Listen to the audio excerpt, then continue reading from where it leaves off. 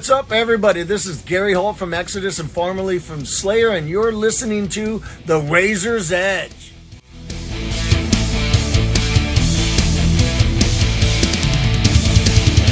Welcome to The Razor's Edge. We're at Bloodstock on the Friday, and we've got Chris from Orange Goblin with us. Hello. Chris, how are you? Hello, very good, thank you, yeah.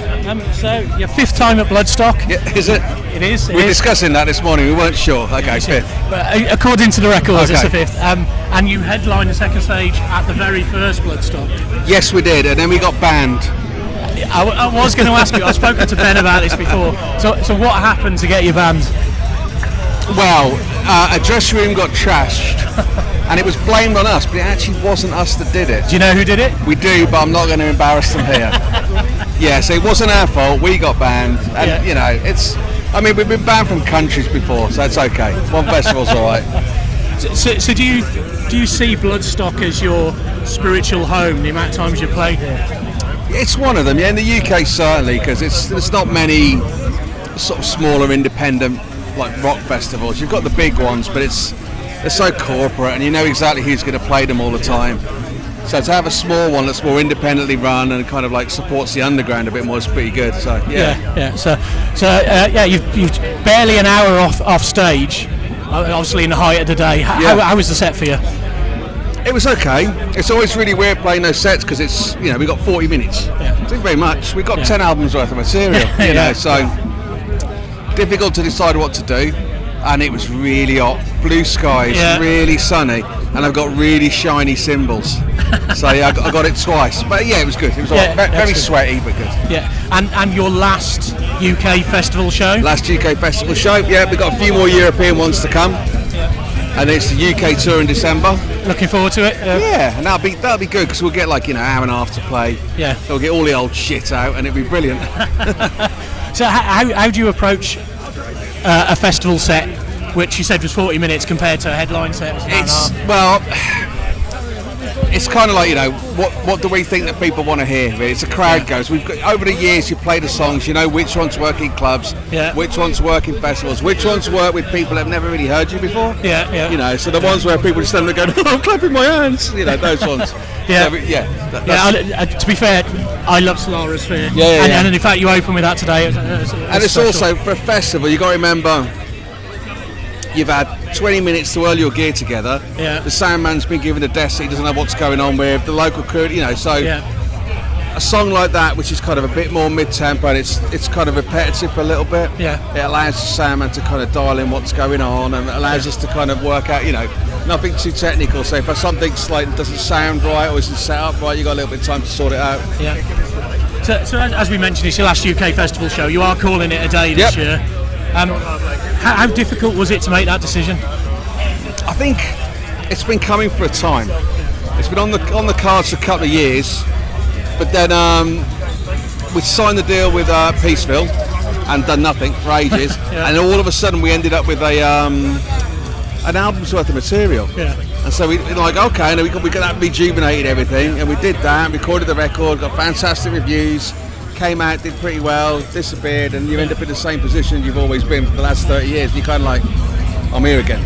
You know, so it's after the record was done, after that cycle was out, and it's kind of like we look into the future. It's kind of we can carry on playing the same festivals we always play and do the same circuit that we always do, and all the rest of it. It's like, you know, just somebody else needs to do it.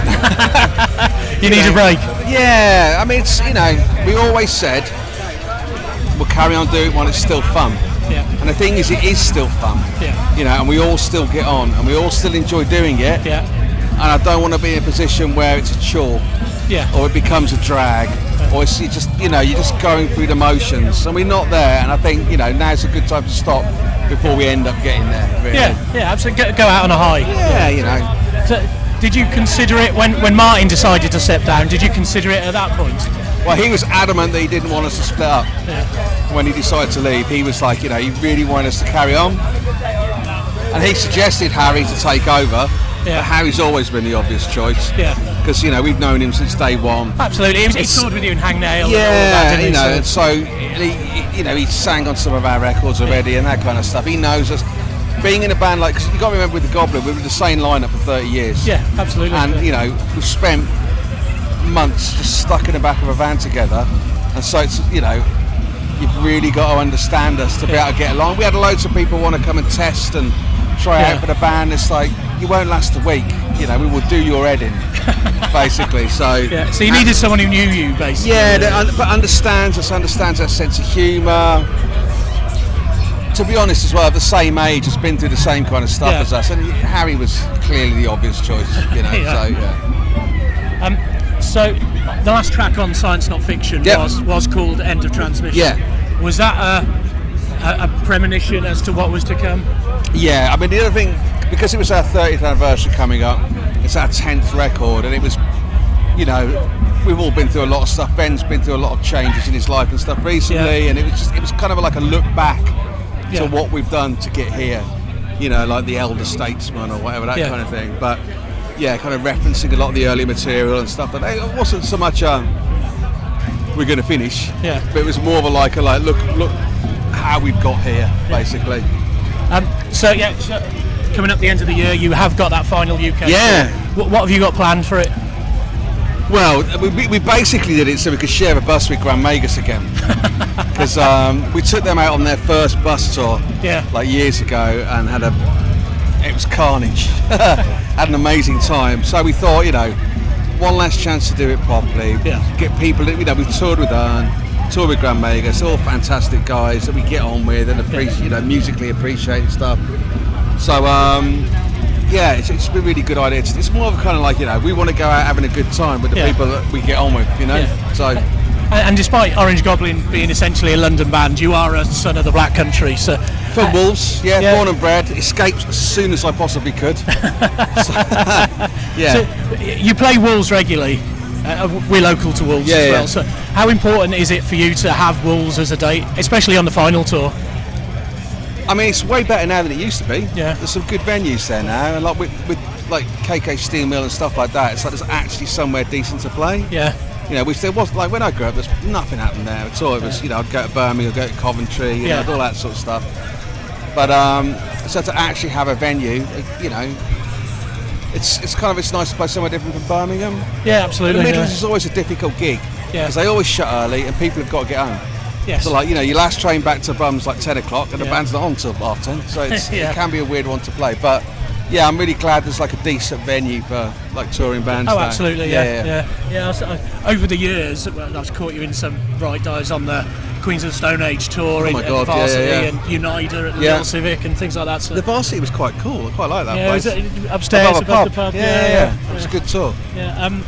So final tour. Yep. What are the chances of either Martin or maybe Pete making an appearance? You won't see Pete. We've been in touch with Pete. And we still occasionally reach out to him, and we spoke to him about something to do with the band, but Pete's very, very much moved on. Yeah. And we respect that. You've not said no to Martin, though? Well, it's whether Martin would want to do it. Yeah. We have talked about it, because some people will say, oh, get this person in, get that person in, but quite often it's like, if you've gone to see a band, it could be a bit of a ball ache when other people come to do stuff, but obviously it doesn't count for Martin, because he's, you know, he's one of the original lot. So it's, you know, I think we'll talk to him, and it's up to, you know, knowing him, he's very, very self-deprecating, and he won't want to take the shine off the show, and he won't want to ruin it, and he won't want to get in Harry's way, and you know, because that's the way he is. But we'll, you know, we'll see. I don't know if he's picked a bass up for the last 5 years, so we'll have to, you know, we'll see. Yeah. So I followed the band for the best part of 30 years now. So how important was it when you decided to call it a day to have this final last goodbye for everyone? I think it's closure for us, because I think if you've been in something like, imagine being in a relationship for 30 years and your partner turns around one day and goes, "What bollocks, that's it, we're done."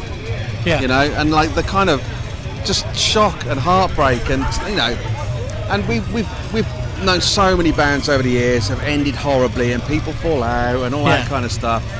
And when we kind of, you know, it was a very, very easy decision. It was a mutual decision for us to make, to kind of call it a day. and like everybody's on board, and it's just like, well, let's just go and, you know, we've had so much fun doing it over the years. Yeah. Let's go and do it our way and finish with our mates. Yeah. And play the stuff we want to do, and then you can put it to bed. You know, because Fantastic. otherwise, all that'll happen is like in a year's time, you just really regret, you know, the way it ended up, and it'll be really uncomfortable. And so I think doing it this way is good for us. Excellent. So one last question Yep. before I let you go. Obviously, Ozzy passed recently. Yep. But what did Ozzy Osbourne mean to you? Oh, everything. You know, without Black Sabbath, there would have been no Orange Goblin. There would have been no modern music as we know it. If you look at the influence that Sabbath have had, just on music culture. Yeah. You know, from everything, from like, you know, not just metal, you know, hip hop and all that kind of stuff. A lot, you know, without that genre, it would never happen. And Ozzy's just like the legendary frontman. He's the guy that came from having no shoes in Birmingham post-war, you know, to being a global sensation. Absolutely. And, you know, a lovable retard, you know, in the best way possible. You know, he just goes to show that you can be genuine and you can be famous. Yeah. You know, you don't have to be an arsehole to do it. You can just be like a black country lad and and kind of go out and do it, you know. Excellent. Chris, thank you for your time. No worries, thank and you. We'll catch you in Wolverhampton Awesome, later thank in you. here. Cool. Thank you.